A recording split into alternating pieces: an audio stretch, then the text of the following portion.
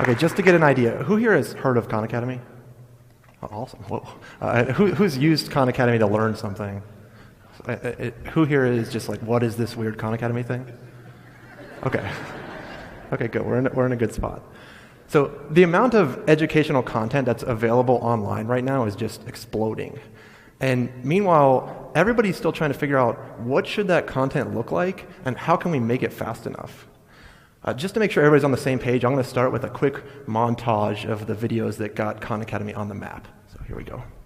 We could integrate over the surface, and the notation usually is a capital sigma. All of these interactions are just due to the gravity over interstellar, or almost you could call it intergalactic. This animal's fossils are only found in this area of South America. A nice clean band here. Notice this is an aldehyde, and it's an alcohol. Is there 30 million plus the $20 million from the American manufacturer. They create the Committee of Public Safety, which sounds like a very nice committee. This is not Eve. No, Botticelli's portrayed the ancient goddess of love. This is 6 times 6 times 6, or 216. I'm told the humidity makes it feel hotter. Why is this? Excellent question, LeBron. Let's just like make it 11. Play with the pendulum and get a feel for how it moves. Function as a bridge rectifier. 1, 2, 3, 4, 5, 6, 7, 8. If this does not blow your mind, then you have no emotion. So that's how Khan Academy got to where it is now. In the past couple of years, we've been adding a suite of interactive exercises to complement that. So students can directly manipulate math. They can learn from anything from 1 + 1 through advanced calculus. The program will learn about how they're doing and what they know and what they don't know and suggest paths to them, all while they're trying to learn using those educational videos and using this interactive platform that you're seeing here. So that content, those videos, those interactive exercises, is changing all sorts of people's lives. And one thing I've been impressed with at Khan Academy is just how many different situations and different walks of life people can be in when they need free online educational content. I'm just going to share a couple quick quotes. I didn't have to go back far to find these. I went through about a month of the letters that get sent to Khan Academy. Here are some situations people are in. I'm a retired businessman, 79 years old. I've been depressed and I skipped about a third of the semester. I'm an adult returning to school for a midlife career change. I'm from Hong Kong. When I was a kid, I don't like math. I'm a grandmother just starting to homeschool 4 children. I graduated in music and haven't been able to find a decent job. I'm a young girl who can't afford tutoring. I'm a 14-year-old who loves astronomy and cosmology. I lost my job of 20 years as a medical transcriber. About a year ago, I chose to get homeschooled. I just do it for fun. I graduated from college 6 years ago. I'm 11 years old and I have dyslexia. MIT is not my dream. It is my goal. This is just a small subset of the situations people are in which access to free online education changed their lives so much that they sent us long letters telling us their story. And that's just a sample. At Khan Academy, we've had 1.8 billion math problems done. That works out to about 4 million math problems done on a good school day. Just today, just right now, this is live, we're about to tick over 16,000 hours of video watched. That works out to about 3 years of online educational content watched every single day. And that's just Khan Academy. There's a whole community of people creating this content. We need more of this content. We need a lot more of this content. We need to cover everything. We need it to be available for everybody from different perspectives, from different educators, and in all languages. That's a difficult problem that I want to talk about. But before I do that, I just want to take one step back and just think about what can online educational content be like? How interesting could it be? What can an online experience be like? So here's a thought experiment. Imagine that you wanted to teach your friend, your parent, your students, whoever, about the Apollo 11 moon landing. What could online education help with that? Well, there's this website out there. It's called firstmenonthemoon.com. They took the original video footage of the lunar module as it was landing on the moon, and the original audio that was going back and forth between Apollo and Mission Control, and the original audio within Mission Control, and all the data going back and forth, and they synced it all up into this cool interactive experience. I'm just going to click play here so you get a feel for it. But when I do, try to listen for a 12:02 alarm going off. That's just minutes before Neil Armstrong is about to land on the moon. Houston, you're looking at our Delta 8. Looks good. That's affirmative. Program alarm. Good. Looking Is he good. accepting his guidance? The 12:02. 12:02. Looks like it's converging. 12:02 alarm. Yeah, and the same thing we had. Flight, retro. Go retro. Throttle down, 6 plus 2.5. Give us a reading on the 1202 program alarm. We're going that flight. We're going that alarm. Roger, we got you. We're going that alarm. You can't quite tell what happened, and not just because the audio recording is scratchy when you're going back and forth from the moon, but also because there's just a lot going on in a NASA mission, right? But when you experience this not on a stage, when you're sitting down and experience this on your own, I can scroll up the left-hand side and I can find where they say 1202 alarm and I can click it and replay it. I can hover over 1202 and get a little bit of context about what that alarm means. I can click on anybody's name on this side and figure out what their job is in mission control and what they had to do with that alarm. I can figure out that what that 1202 alarm, what that actually meant is that the lunar module, when it was landing, had too much data coming into its computer, and so it had to shut itself down and drop its lowest priority tasks and then restore all of its state. I don't know what the low priority tasks are when you land on the moon, if they're like running Dropbox or something. I don't really understand. But I think that's a cool bit of history that I would have missed if I hadn't been able to dive into this historical experience at my own pace and pick out what I thought was interesting and double click where I thought was interesting and really dive in. So here's the question. Oh, one more little tidbit. You can also see Neil Armstrong's heart rate through this entire thing, which is cool. It was 122 when the alarm went off. It was 150 when he lands on the moon, which is impressive because in front of you I'm like 200 or 300 at least right now. So why isn't this experience, why can't I step into any historical event that has happened and play the live thing and double click on whoever's name was involved and see the data and dive into that? Why can't I have that sort of immersive experience when I'm learning 5th grade math or calculus or physics? These are all topics we teach at Khan Academy. Or art history or biology. Why can't I step into a virtual lab and be presented with a problem and solve it with people? That's a lot of time what you think about when you think about the future of sci-fi educational technology, right? What stands between that, where we are now, which is really effective, and that future? I think we're going to get there eventually, but it's a really, really, really long way off. It's totally impractical to think about right now. It's totally impractical partially because it's so early in the world of online education. It's so early that we compare it to when the television first came out. When television first came out, we didn't really understand how to use that medium. Right, so we took the best radio shows, the best radio announcers, and we took that content and we just shoved it into a television because we didn't really know what else to do with a television. That's very similar to our first attempts at online education. We took some great professors and some great classes, and then we set up a video camera in the back and filmed it and put it on, shove it into the internet and an online education. Right? And I don't mean to be derogatory at all. That's actually revolutionary. To give away great university content for free to anybody is a groundbreaking, as a daring idea, right? But it wasn't rethinking from first principles, what can online education be? This TV comparison with TV and radio, it's actually interesting because taking great radio content and shoving it into a television doesn't make for very interesting television content. It also actually hurts radio content, which is interesting because radio is good at sounds, right? At evoking images through sounds. So if you want your radio listener to think of a horse, you can have a guy stand there with 2 halves of a coconut and clap them together really quickly, and then it sounds like this. That sounds a lot like a horse. But if you have this new television medium that you put that show on and you point a television camera at that same production, then it looks like this. Hold up here! Listen. Right, so it doesn't so much. That reminds you more of Monty Python than a horse, right? Right. So this isn't rethinking from first principles.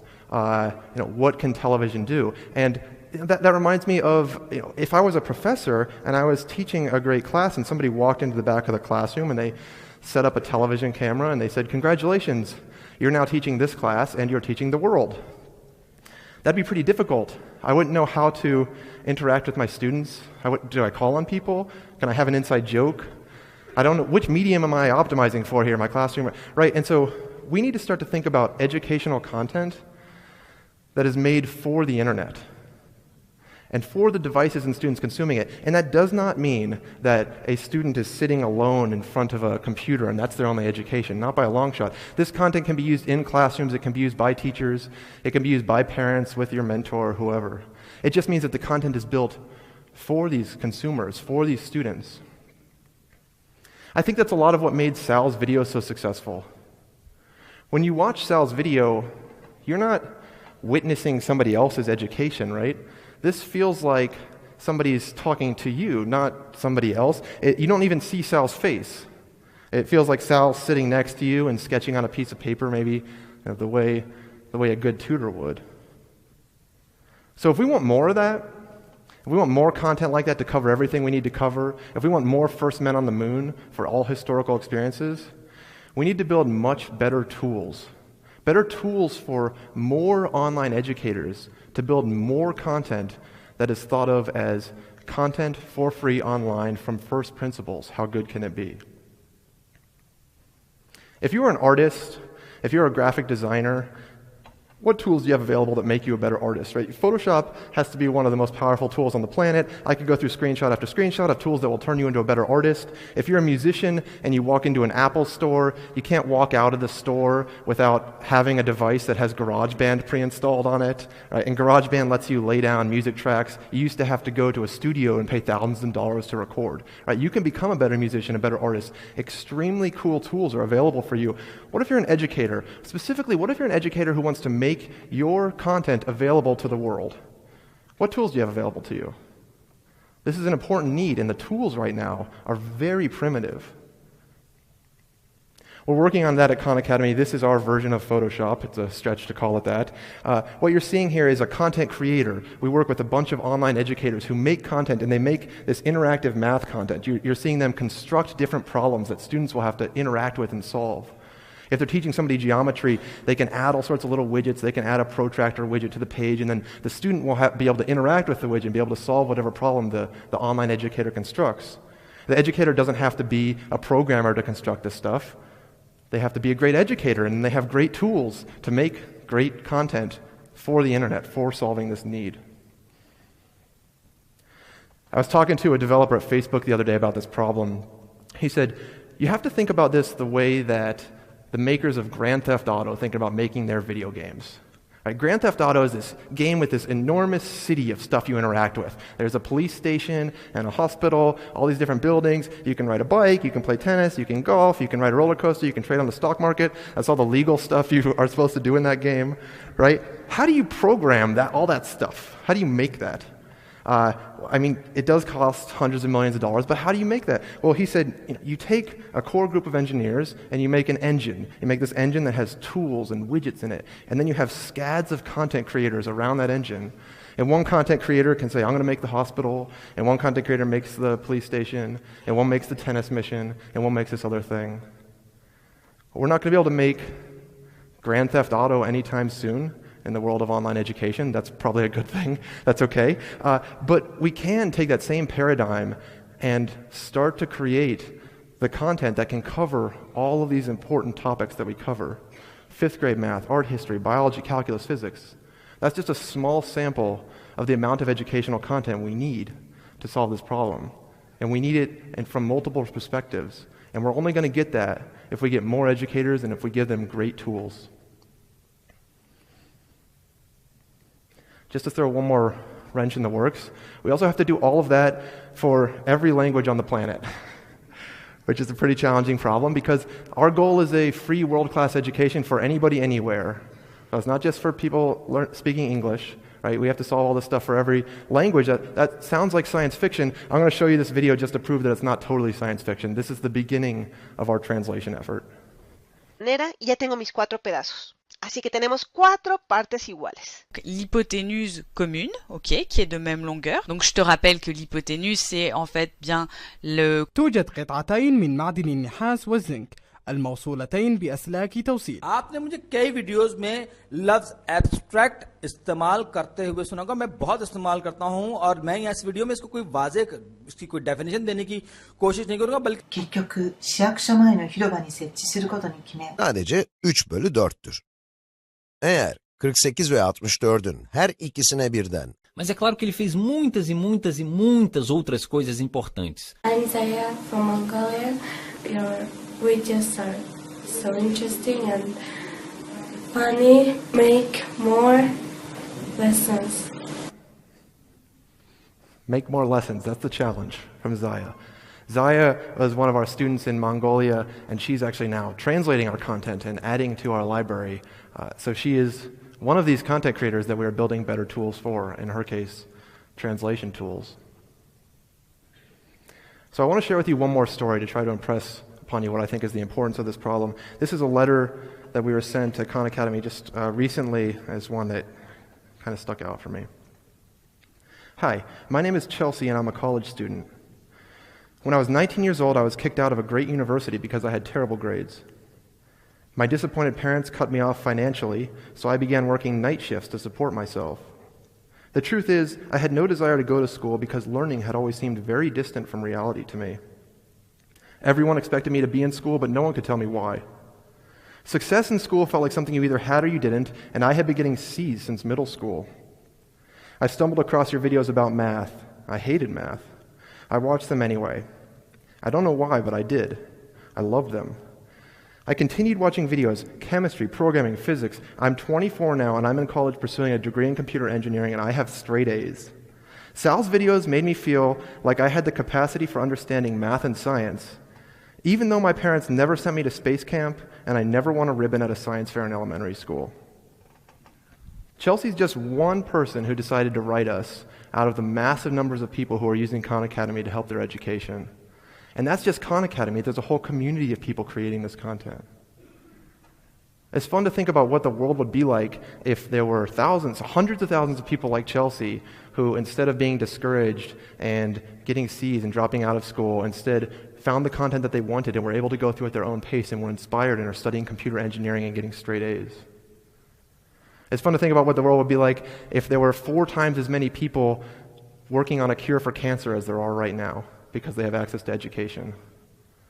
Or thinking about a world where just a couple kids who were going to become child soldiers instead have access to an education in their own language and decide to study something instead. Those are kind of crazy statements to throw out there, but I think we're all lucky to be alive at a time where you're not totally insane to consider such a thing. Thank you, guys.